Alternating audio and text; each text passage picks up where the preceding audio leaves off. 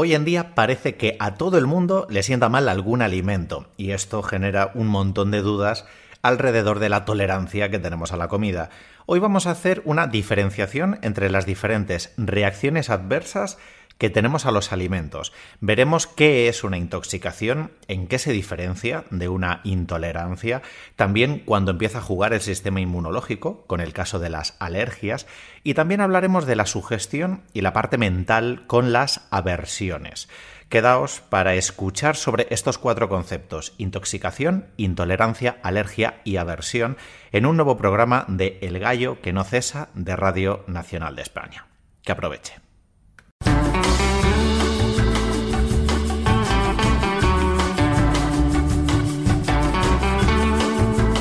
Cinco y 50, 4 y 50 en Canarias. Una de las cosas que más me gusta de esta sección es que está alejada de cualquier vituperio. Aitor aconseja, recomienda, sugiere, pero nunca censura, lo cual es muy de agradecer en un mundo como el de la nutrición tan dado a las críticas aceradas. Las penas se van llantando, están, entre otras cosas, para animarnos a cuidarnos a través de la alimentación. Y es en esa misma dinámica en la que nos vamos a mover a partir de ahora mismo. ¿Qué tal, Aitor? Muy buenos días. Hola Chema, buenos días, ¿cómo estás? Muy bien. Oye, Aitor, para comenzar vamos a mencionar que la semana pasada dedicaste el programa a los yogures y nos ha llegado una duda de una oyente, lo formulaba el otro día la pregunta, acerca del yogur de cabra. Bueno, una temática súper recurrente. Entonces vamos a rescatar lo que dijimos en el programa anterior, que lo más importante de los yogures es que fuesen naturales y sin azúcar añadido, ya independientemente de que sea de vaca, el de cabra, de oveja o de soja, el que tú escojas.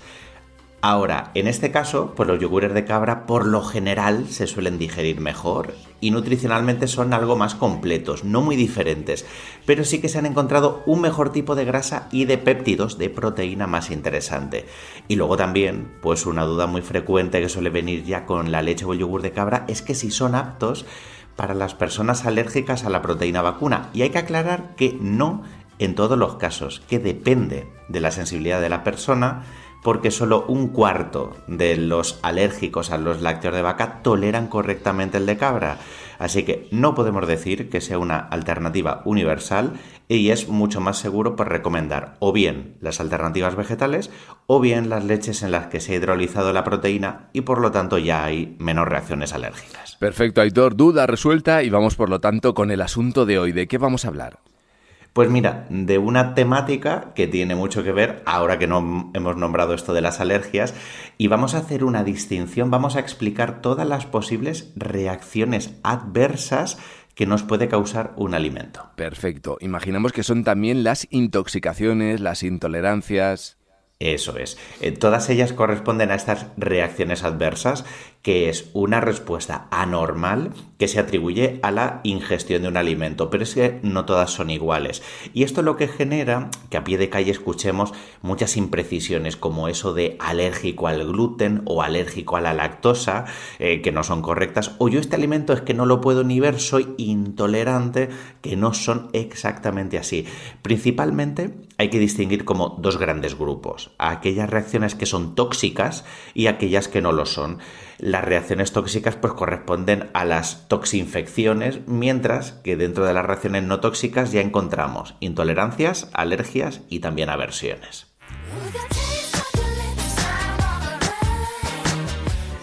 Las reacciones tóxicas entendemos que son aquellas que nos pueden dar cuando tomamos un alimento en mal estado, ¿no?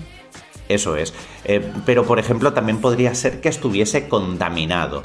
Las características principales de una reacción tóxica es que puede ocurrir en cualquier individuo, siempre que ingiera el alimento, ¿no? y tenga ese tóxico en cantidad suficiente. Aquí es que el problema lo tiene la sustancia en sí misma y puede ser ya peligrosa para cualquier persona. Y son reacciones además dosis dependiente, es decir, que las manifestaciones van a ser pues más intensas cuanto mayor sea la cantidad ingerida. Un ejemplo, pues a todas las personas nos puede afectar el consumir mejillones contaminados o, por ejemplo, tomarte unas nueces que tengan aflatoxinas. Entendido, pues pasemos ahora a las intolerancias. Tú siempre nos dices en el programa que dependen de la cantidad que te tomes. Así es. La diferencia es que las intolerancias aquí implican la aparición de manifestaciones clínicas, pero en relación a las características de la persona. Es decir, tú tienes la intolerancia al producto concreto, pero esa misma dosis sería perfectamente tolerada por cualquier otra persona que no tenga esa intolerancia. Ejemplo, la lactosa produce manifestaciones y que además son proporcionales a la cantidad ingerida, pero solo en aquellas personas que son intolerantes a ella, no en el resto de gente. Y sí, al igual que las tóxicas, pues también son dosis dependientes. Si tú tomas más cantidad de leche, pues vas a tener peores síntomas digestivos. En cambio, con las alergias, una pequeña cantidad ya puede ser muy grave, ¿no? Efectivamente, y aquí es porque las alergias son de origen inmunológico, son respuestas exageradas de nuestro organismo como consecuencia a este alimento. Las alergias se producen en personas que ya han consumido previamente ese producto, que es el concepto de sensibilización previa. Y ya una vez que te has sensibilizado, incluso una pequeña cantidad te puede producir una alergia alimentaria muy grave. Hay que recordar que las alergias solo afectan a aquellas personas que están predispuestas, ¿no? Como bien has dicho, pues esta relación dosis-respuesta pues no necesariamente existe en las reacciones alérgicas, porque una pequeña dosis puede darte una respuesta clínica muy exagerada. Ejemplo de toda la vida, pues solo una persona alérgica al huevo va a ser sensible a su consumo, y aquí pues te puede producir una respuesta que, insisto, puede ser muy exagerada. Oye, ¿podemos ser alérgicos a cualquier tipo de alimento? Pues mira, casi a cualquier tipo, ¿no? Somos susceptibles de desencadenar esta reacción. Ahora, hay alérgenos que están como mucho más implicados. Los más comunes pues son el huevo, el pescado, el marisco, los lácteos, los frutos secos, y normalmente suele ser la fracción proteica del alimento la que desencadena estos síntomas.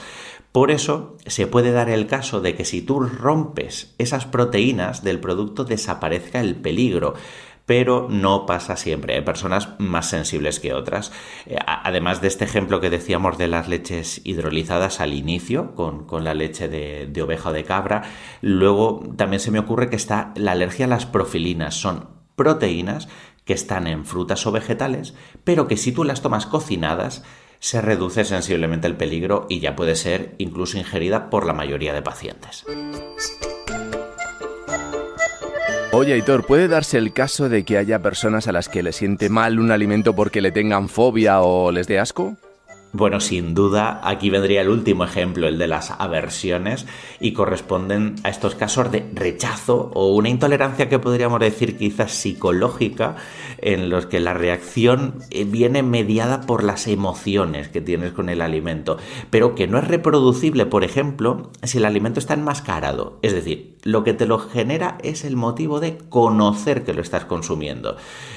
Pues una persona sería un ejemplo si tiene aversión a la zanahoria, la va a rechazar si sabe que hay zanahoria en ella, pero si la ocultamos en la preparación no tiene por qué haber sintomatología.